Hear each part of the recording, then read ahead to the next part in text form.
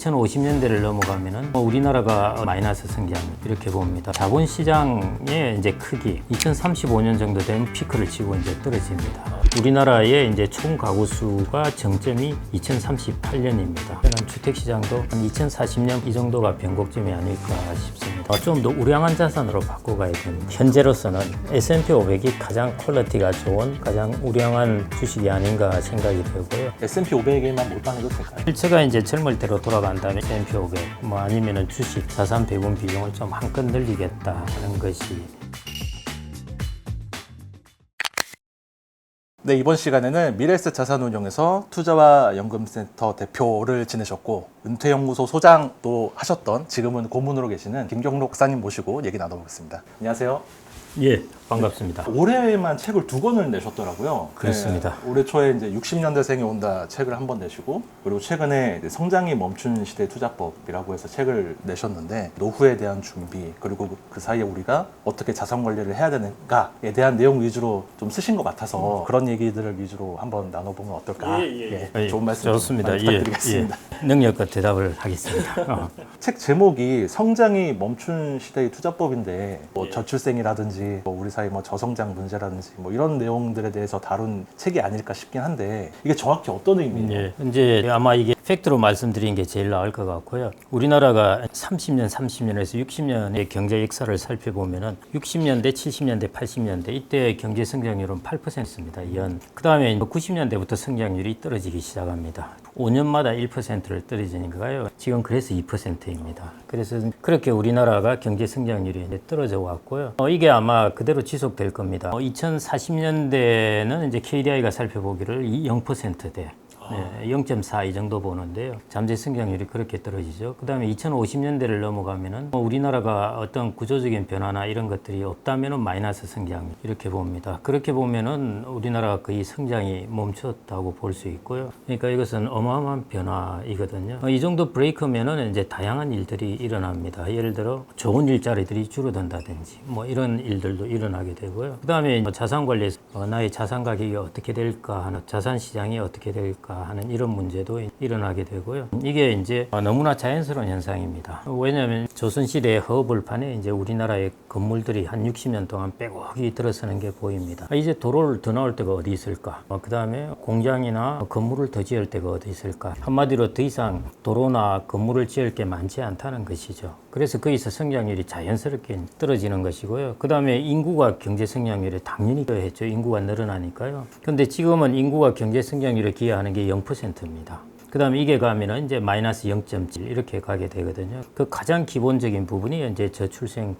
그래서 지금 우리나라 인구 구조의 저출생 이제 초고령화 문제도 결국 저출생 문제가 우리나라 인구 문제의 거의 70% 정도를 이야기할 정도입니다. 그렇기 때문에 이제 기본적으로 이게 이제 저성장의 제일 기본을 깔고 있다고 보시면 되겠습니다. 그 책에 보니까 이런 저성장 기조가 지속이 되면 2040년에는 엄청난 변곡점을 맞이하게 된다 이렇게 써 있더라고요. 자본시장의 이제 크기 는 지금부터 한 10년 정도 지나면 꺾이는 걸로 나옵니다. 주식의 실질 시가총액을 우리나라 계산해 보니까요. 다른 교수하고 이제 한 것인데 2035년 정도 되면 피크를 치고 이제 떨어집니다. 그런 것들이 큰 변화인 것이죠. 우리나라 국민연금이 기금 적립금이 정점에 이르는 때가 2040년입니다. 지금은 이제 보험료율을 변화시키지 않는다면 그 다음에 2041년부터 이제 적자에 들어가게 되고 2055년이면 기금이 고갈됩니다. 그 다음에 우리나라의 이제 총 가구 수가 정점이 2038년입니다. 그 후에 우리나라의 그 고령화에 관련된 그런 데이터들이 보면은 2040년을 기점으로 해서 변곡점들이 많이 일어나게 됩니다. 결국 이런 이제 국민연금 적립금이라든지 가구수라든지 이런 것들이 결국 그 인구 구조가 깔고 있다는 것을 반영하고 있거든요. 그래서 저희들이 주식의 실질 시가총액 계산해봐도 2035년 그렇게 나오는 걸로 봐서는 대략 2040년 플러스 마이너스 5년 정도로 그 시점, 그 10년 정도가 되겠죠. 그 정도가 꽤 우리나라가 이제 변곡점을 보일 가능성이 크다 그렇게 보고 있고요. 앞으로 이제 제일 큰 부분 중에 하나가 주택 공급이 주택 수요를 이제 훨씬 초과하게 될 거라는 것입니다. 그래서 저는 주택 시장도 다 감안해 보면 물론 지방하고 수도권하고 양극화가 일어나서 진행될 것이기 때문에요. 아마 우리가 피부로 느끼기에는 저는 주택 시장도 한 2040년 플러스 마이너스 5년 이 정도가 변곡점이 아닐까 싶습니다. 변곡점은 아시다시피 기울기가 플러스 되다가 제로가 되가 마이너스 되는 곳인데 그게 이제 변곡점을 지나서 제로의 기울기에서 마이너스로 가게 되면은 그러면은 정말 저희들이 상상할 수 있는 것 이외에 다른 일들이 많이 일어날 거라고 보아지고 있고요. 2040년이면 제 나이 기준으로 한 50대 중반이 되거든요. 저는 그때 당시 은퇴를 하게 되면은 어떤 삶을 살게 될까에 대한 두려움이 좀 있는 것 같아요. 일단은 그때 당시 은퇴 안 하실 거예요. 이제 은퇴율이 훨씬 늦추어질 겁니다. 제가 보기엔 지금 30대 이런 분들은 아마 정년이 없어지지 않을까. 지금 일본이 70세 가 있지 않습니까? 그래서 그 정도까지 갈 것이기 때문에 이분들이 이제 삶을 플래닝하는 것은 완전히 달라지는 것이죠. 제가 보기엔 구직보다는 구인난이 생길 가능성이 큰 부분이고요. 다만 현재 저성장에 접하다 보니까 아마 좋은 일자리 개수가 좀 적어질 것. 그래서 좋은 일자리를 두고 경쟁은 붙는데 전체적으로는 구인난이 커진다는 것이죠. 그게 노동시장의 앞으로의 변화가 아닐까 이렇게 살펴보고요. 제일 중요한 것은 저성장이라고 그러면은 이제 일반적으로 금리도 떨어집니다. 우리나라 사람들이 지금 자산을 뭘 제일 많이 가지고 있겠습니까? 거의 부동산 하고 또 하나가 금융자산으로서는 뭘 가지고 있겠습니까? 거의 예금. 예, 그렇습니다. 그래서 예금하고 부동산이거든요. 그런데 제가 2000년 초에 채권 매니저 할 때 그때 국채금리가 8%였습니다. 예금금리도 7%, 8%. 부동산도 우리나라 부동산은 가격 움직임을 보시면 아시겠지만은 국가가 이 부동산의 가격에 관여를 하기 때문에요. 가격 변동성이 별로 안 커요. 그래서 개인들이 레버리지해서 투자하기 딱 좋습니다. 근데 이걸 이제 앞으로 저성장은 그렇게 되었을 때 이제 일어나는 것이 아까 말씀드렸듯이 저금리입니다. 저금리면은 예금으로서 구매력을 유지하기가 쉽지 않다는 것입니다. 그래서 이게 이제 자산의 첫 번째 변화를 가져와야 되는 분이고요. 그러면 뭐냐면은 이제 예금에서 주식과 부동산입니다. 이쪽으로 이제 옮겨와야 된다는 것. 그 다음에 이제 부동산인데요. 부동산은 아시다시피 내수에 관련된 부분입니다. 인구가 이렇게 고령화되고 줄어들면요. 특히 인구가 우리나라 같은 경우 고령화되면은 소비를 확 줄여버려요. 그럼 내수 시장은 약할 수밖에 없습니다. 내수가 취약해지면은 상가라든지 뭐 오피스텔이라든지 주로 자영업자들 이런 사람들이 이제 활용하는 부분 이런 쪽의 부동산이 좀 소외되는 것이죠. 개인들이 이제 주로 부동산 투자한 곳이 바로 이런 곳들이 많습니다. 그래서 개인들이 지금까지 자기 노후나 자산의 증식 수단으로서 사용하던 부동산에 대한 부분도 이제 인식이 바뀌어져야 되는 것이죠. 좀 더 우량한 자산으로 바꿔가야 됩니다. 개인들이 지금까지 노후를 준비하는데 집을 한 채 사고 그 다음에 또 기타 부동산을 두세 개 삽니다. 이 모델이 조금 바뀌어야 된다는 것입니다. 집 한 채는 필요해요.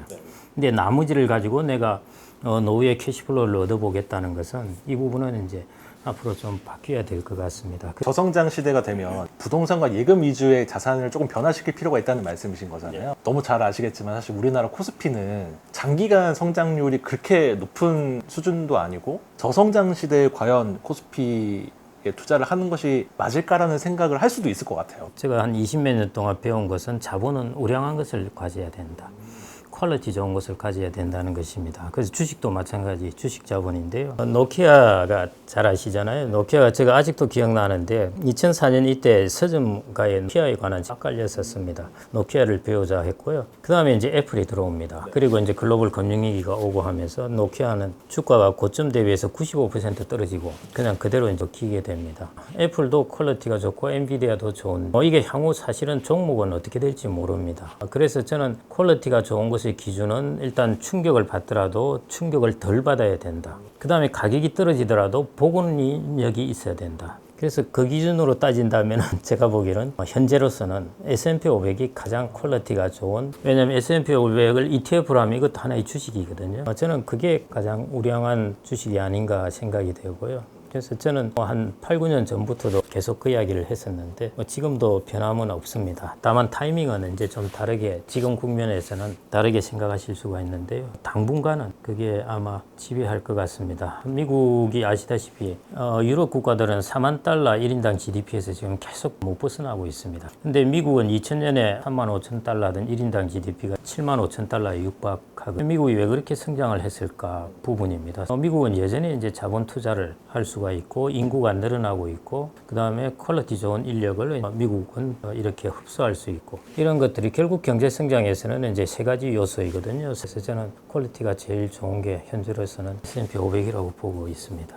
그럼 만약에 박사님께서 단 하나의 자산만 투자할 수 있다고 하신다면 S&P 500. S&P 500하고 채권. 채권. 예, 이 둘을 섞어서 있는 것이 궁합이 제일 좋습니다. 그래서 왜냐하면은 주식의 가격이 떨어졌을 때 내가 유동성도 좀 있어야 그다음 팔아서 이걸 살 수가 있거든요. 그런 면에서 이제 뭔가 유동성을 가져야 되는데 그 유동성을 예금을 갖는 것은 주식하고 궁합이 그래 잘 안 좋습니다. 왜냐하면 주가가 급락할 때 예금은 가격이 불변. 근데 채권은 가격이 오르는 경향이 크거든요. 잘 궁합이 맞는 편입니다. 지금 예를 들어 주식을 6대 4로 갔다가 그 다음 비율들을 좀 조정하고 이것들만 하더라도 자산 관리가 충분히 되지 않을까 그렇게 보고 있습니다. 그 책에 보니까 부자들의 비밀, 뭐 부의 원리 뭐 이런 내용으로 좀 쓰셨더라고요. 이게 참 복잡합니다. 부의 원리라는 게 있겠습니까? 부의 개인들마다 다 다양한 특징으로 이제 부자가 됩니다. 그런데 보편적으로 부를 이룰 수 있는 방법이 뭔가? 방금 말씀드렸듯이 S&P 500을 투자하고 이걸 장기 투자하는 것. 이것이 지금 모든 학자들이 대부분의 학자들이 다 연구한 바에 따르면 이것이 가장 부의 원리입니다. 제가 좋아하는 투자 그룹 위에 이 두 명이 있는데요. 이 첫 번째 버튼 말킬이라고요. 프린스턴대 교수이고 자기가 투자도 하고 하는 사람이 있는데 그 사람이 이제 투자를 정의하기를 투자는 천천히 그러나 확실하게 돈을 버는 법이라고 정의를 했습니다. 그 다음에 오렌 버핏 거기도 이제 젊은 사람들이 돈을 벌고 싶지 않겠습니까? 그래서 이제 돈을 벌려면 어떻게 해야 됩니까? 하니까 오렌 버핏이 S&P 500 주식 사고 그 다음에는 나머지 시간을 당신 월급을 올리는데 투자를 하라는 것입니다. 그게 가장 그 다음에 월급 올라가면은 그 투자 늘리고 S&P 500. 저는 이게 가장 원리라고 보아집니다. 이 이야기를 하고 제가 이런 질문을 해봅니다. 과연 부자가 된 사람들은 500을 산 사람들일까? 종목에 집중 투자한 사람들일까? 그렇죠. 큰 부자가 된 사람들은 어떤 사람들이겠습니까? 어떤 한 종목에 투자를 해서 그게 대박이 나서 부자가 됐다. 이런 케이스들을 좀 많이 봤던 것 제 같아요. 주변에 크게 부자 된 사람들은 종목 집중 투자입니다.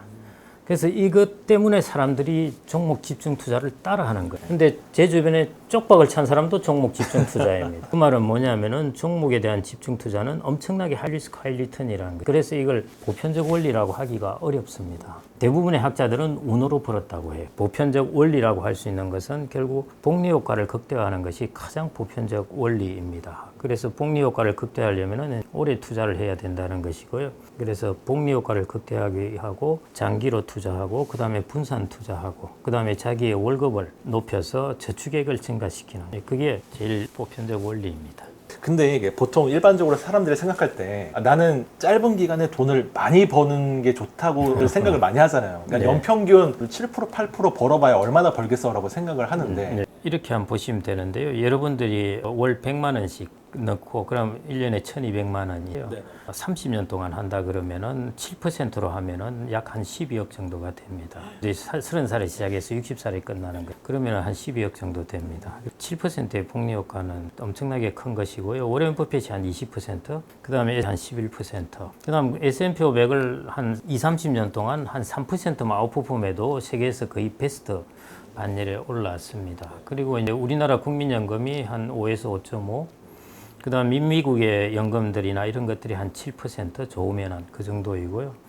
그러니까 7%면은 아주 좋은 수익률이고요. 7% 하려면은 미국의 S500을 한 60% 갖고, 그 다음에 채권을 한 40% 갖고, 이렇게 하면은 대략 7%가 됩니다. 그 다음 질문이 사실 자산 배분에 관한 예, 질문이긴 예. 했는데 보통 뭐 주식과 채권 하면은 뭐 6대4 뭐 이렇게들 많이 말씀을 하시잖아요. 근데 이게 또 세대에 따라서 나이대별로 좀 자산을 달리해야 된다 이렇게 말씀하시는 분들도 있고 해서 박사님은 좀 어떻게 보세요? 보편적으로는 두 가지 이유 때문에 보통 나이에 따라서 주식 비중을 줄이게 됩니다. 첫 번째 이유가 뭐 때문이냐면은 젊을 때는 자기 소위 말해 앞으로 들어올 월급이 많다는 것이죠. 그래서 계속 꾸준하게 내가 주가가 떨어져도 살 돈이 있습니다. 이제 60이 다 되면은 앞으로 들어올 근로소득이 별로 없는 것입니다. 그래서 젊을 때 주식의 비중이 높아지고 나이가 들었을 때 주식의 비중이 낮아야 된다는 것이 보편적인 이야기이고요. 그 다음에 이제 두 번째 이유는 젊었을 때는 시간이 많이 남아 있기 때문에 주식의 변동성을 시간이 줄여줄 수가 있습니다. 그런데 나이가 들어서 운이 없어서 주식의 변동성이 안 좋은 10년에 걸려버린 이게 자기의 은퇴 자산을 확 까먹어 버릴 수가 있습니다. 젊을 때는 주식의 비중이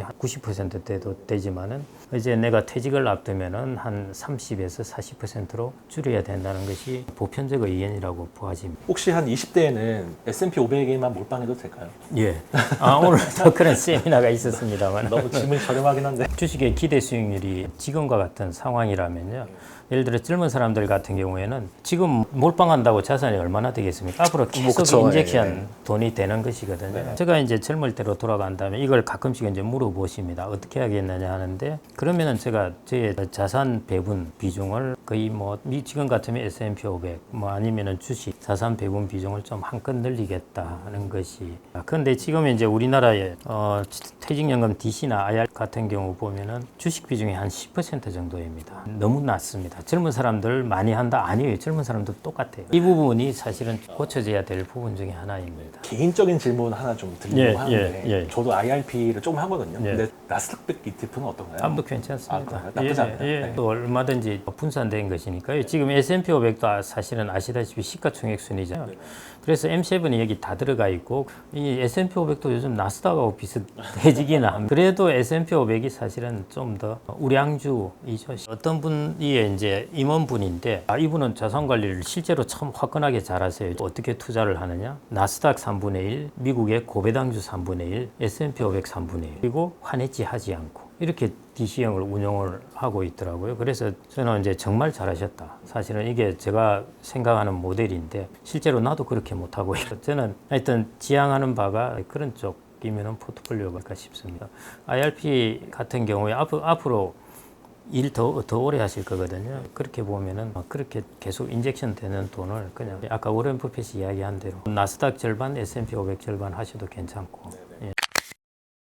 파이어족을 하려면 두 가지 조건이 되어야 됩니다. 이 둘이 둘 다 위험합니다. 자산이 완전히 바닥날 수가 있습니다. 파이어족을 추구하다가 자칫하면 이제 삶에서 파이어 될 수 있다. 내가 은퇴 시점에 이 정도 돈이 있으면 괜찮다 하는 예를 들어 월 300만 원 같으면 10억 자산이 있으면 가능하죠. 그렇게 목표를 두실 필요가 없습니다. 다시 세상을 떠날 때는 줄여나가면 되는 겁니다. 개인연금은 얼마나 할 것이냐? 이칙할 수 있는 한 다 하시면 되죠. 세공제 부분을 감안한다면요, 어떤 다른 금융상품보다 수익률이 좋습니다.